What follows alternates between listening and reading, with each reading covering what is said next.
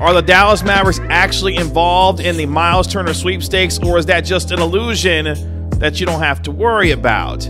This is Inside the Mavs right here on Kevin Gray Sports. My name is Kevin Gray. You can find me on Twitter, Facebook, and Instagram at Kevin Gray Sports. Be sure to hit that subscribe button right there for Kevin Gray Sports here on YouTube. And you can catch me on your home of the Dallas Cowboys and Texas Rangers, 105.3 The Fan. Also, Dallas Mavericks Insider for 105.3 The Fan. It is NBA free agency and rumor season all over the association.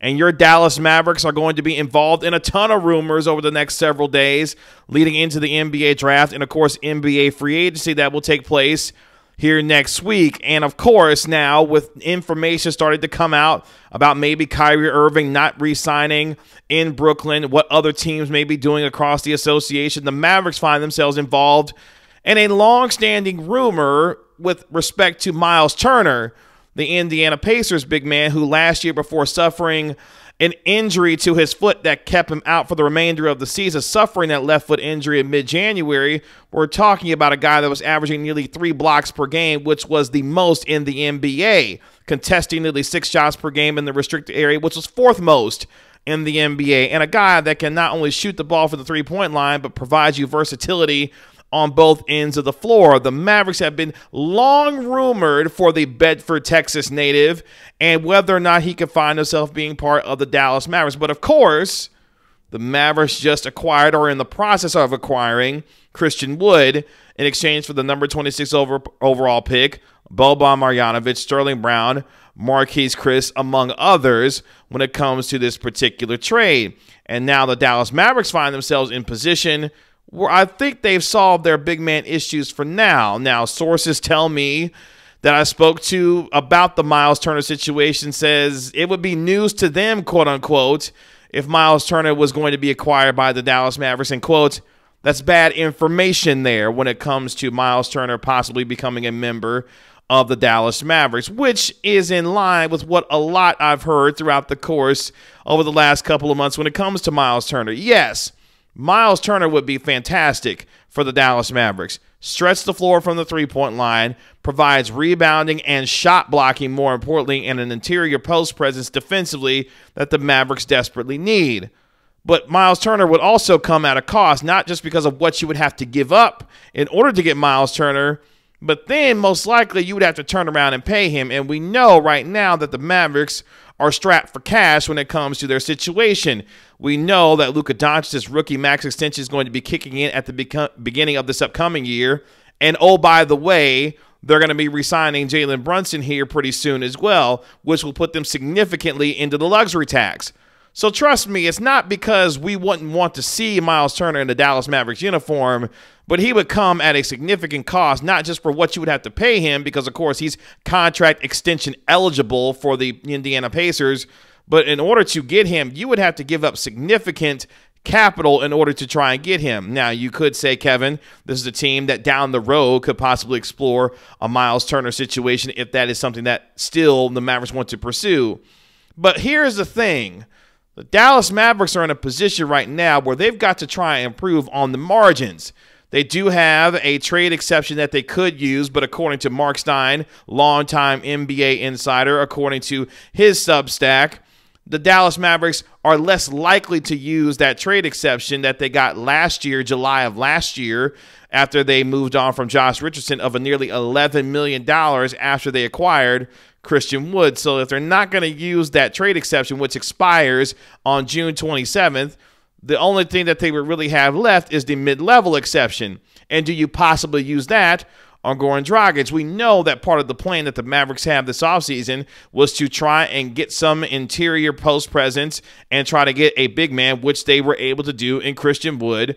Obviously, re-signing Jalen Brunson, bringing back Theo Pinson on an actual contract because he's no longer eligible to be a two-way player or to have any kind of other alternative deal. He would have to become a part of your roster, which was part of the reason why you could move on from Sterling Brown, Boban Marjanovic, Marquise Chris, among others, to order to make room to ensure that you have an opportunity to sign Theo Pinson. And then, of course, you got to find a way to find a 3-and-D wing or a wing player of some sort in order to help a rotation that last year saw Dorian Finney-Smith and Reggie Bullock played the most playoff minutes of any two players in the NBA this past postseason. They were extremely tired and played a bunch of minutes running all over the place because of how the Mavericks had to utilize their rotation with Dorian Finney-Smith and obviously Reggie Bullock. So they've got to find some depth in order to improve their bench rotation.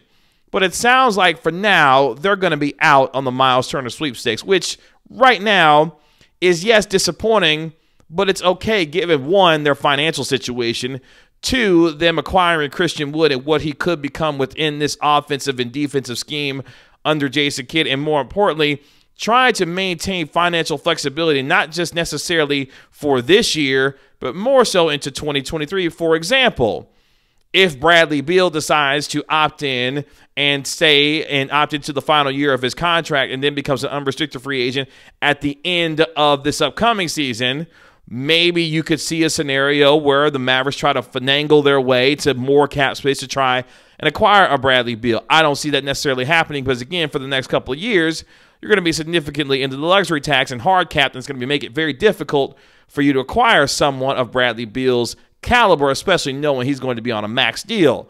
But that's all aside. You can see Kendrick Perkins, who said earlier that he believes Luka Doncic and Bradley Beal could be the best backcourt in the NBA if the Mavericks are somehow able to acquire Bradley Beal, which is going to be obviously very difficult given the circumstances that the Mavericks are in when it comes to their salary cap and whether or not Bradley Beal actually wants to leave Washington because he can get the most money from them if he decides to stay there. I don't know what's going to happen there in Washington, but if I'm Bradley Beal, I'm trying to get the heck up out of there because there's not going to be any kind of winning done anytime soon. Could he force his way to the Dallas Mavericks? That would be the only way that you see any of these kinds of guys try to say that they want to play for the Mavericks. If they say, hey, get me out of here, I want to force my way to Dallas, then the Mavericks would have to try and get creative about how to acquire said player who wants to play with Luka Doncic. But this team now, after making a surprise run to the Western Conference Finals, are in a good position to try to improve on the margins while they can, while still trying to set themselves up for financial flexibility and potential signing of free agents in the next couple of years to build around a guy in Luka Doncic who's still only 23. That is the beauty of where you are right now for the Mavericks. Yes, you are ahead of schedule when it comes to trying to build around this team, but more importantly, Luka Doncic has put you in a position where you can afford over the next couple of years to figure out what's going to be the best solution to find a way to make this roster that much better going over the next couple of years to ensure that you're keeping your young superstar happy. He's one of the 5 best players in the NBA and has been so now for 3 consecutive seasons by virtue of his all-NBA first-team selections the past 3 seasons. But this is, if nothing else, as we've talked about prior, the fact that we're having this conversation shows you that the Dallas Mavericks are in it to try and improve the best that they can with what they have right now while still having an eye toward the future on what they could still do for this team. And that should excite you as a Mavericks fan. The fact that we're even having this conversation right now about Myles Turner, even though the Mavericks won't necessarily be involved in those sweepstakes, just gives you an idea of the kind of future that's ahead of this team. And it seems like it's a bright one.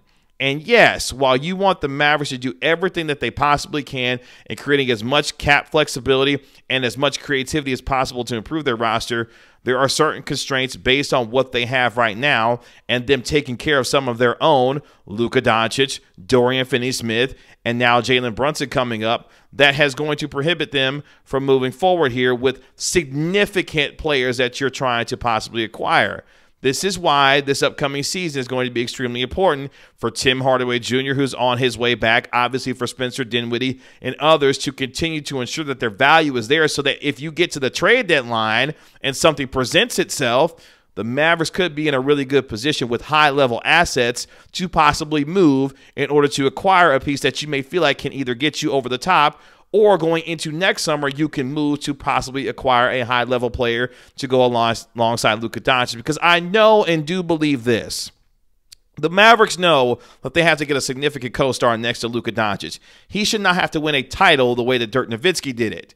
While, yes, it has been done before, we've seen it in this league, This player, and I'm talking about Luka, is too good to have to shoulder that entire load. It is the responsibility of this organization to ensure that he has the best players around him possible so that he doesn't have to carry the entire weight of the organization throughout the majority of his career. And I do believe and know the Mavericks want to do that. And if that's the case, these conversations we're having here will continue to be going throughout the course of the rest of the future for this team.